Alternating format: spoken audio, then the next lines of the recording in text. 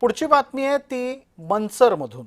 मंच इथे एका दर्ग्यानिमित्तानं वाद पेटला आहे। हा दर्गा पांडवकालीन असल्याचा दावा केला जातोय। अनधिकृत नमाज पठण इथे करू नये असं हिंदुत्ववादी संघटनांचं म्हणणं आहे। पांडवांच्या काळात मुसलमान आले कुठून हा एक वेगळा संशोधनाचा विषय आहे, पण हा दर्गा पांडवकालीन असल्याचा दावा करत त्याला संरक्षण घेतलं जातं। आमचे सहकारी आणि प्रतिनिधी अमोल दरेकर आता आपल्यासोबत जोडले गेलेले आहेत फोनवरून। अमोल, माझा आवाज येत असेल आपल्याला? हो, येतो आवाज।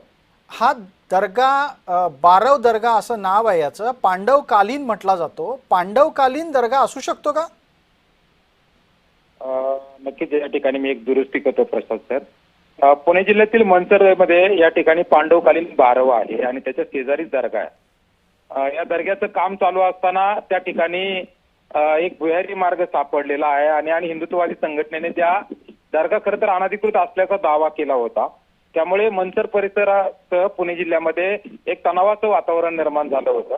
आज बकरी ईद आहे आणि त्याच पार्श्वभूमीवरती या ठिकाणी दर्ग्याच्या बकरी ईदच्या निमित्तानं खरं तर नमाज पठण केलं जाणार होतं आणि पांडवकालीन जी बारव आहे त्या ठिकाणी नमाज पठणाला खरं तर या ठिकाणी परवानगी देऊ नये असे हिंदुत्ववादी संघटनेनी प्रशासनाकडे मागणी केली होती, परंतु या ठिकाणी प्रशासनानं खरं तर नमाज पठणाला अनुमती दिल्यानंतर तणावाचं वातावरण निर्माण झालं आणि हा खरं तर अनेक दिवसांचा वाद आहे। या ठिकाणी खरं तर जे भारतीय जनता पार्टीचे आमदार आहेत ते खरं तर या ठिकाणी येणार होते। ठीक, अमोल, एक पुढचा प्रश्न आहे माझा आपल्याला। अमोल, यापुढे एक आणखी पटकन प्रश्न विचारतो। आता तिथे परिस्थिती काय आहे? परिस्थितीत तणाव आहे का पोलिसांनी हस्तक्षेप करून तणाव निवळलेला आहे?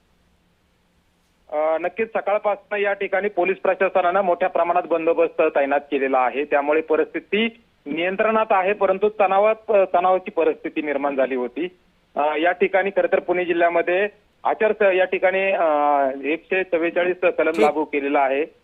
समूहानं खरं तर या ठिकाणी यायचं नाही म्हणून थोडीशी या ठिकाणी जन आक्रोश हिंदुत्ववादी संघटनेच्या वतीनं आकारलेल्या आंदोलनाला खरं तर या ठिकाणी परवानगी नाकारण्यात आलेली आहे आणि आता जी सध्याची परिस्थिती पाहिली तर सध्या ती शांतता प्रस्थापित करण्यासाठी पोलीस प्रशासनाला खरं तर आता यश आल्याचं पाहायला मिळतंय। प्रसाद, धन्यवाद अमोल दरेकर। दरम्यान अमोल दरेकर यांनी दिलेल्या तपशिलाचीही आपल्याला पुन्हा एकदा जाणीव करून द्यायला हवी।